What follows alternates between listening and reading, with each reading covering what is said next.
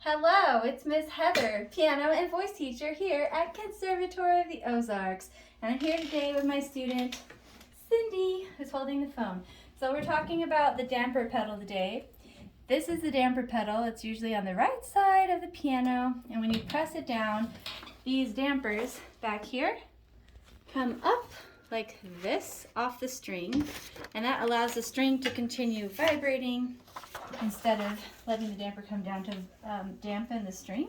So the pedal can, if you let go of the string but you leave your foot down, the pedal can keep the sound going as long as the foot is down. So can you see my fingers in it and my foot at the same time? I'm using my right hand. So when we go down like this, we can lift our hand up and leave the foot down, but then if we're going to play a dissonant note next, it's like this. The foot has to go up, down really fast. So we don't want overlap like this. That's too late to lift the pedal. It has to lift a little faster like this. So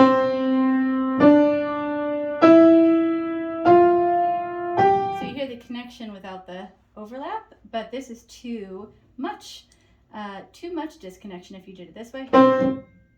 This is the way Cindy likes to do it. This is the Cindy method. Just kidding, only for today. By next week it will be perfect. So that's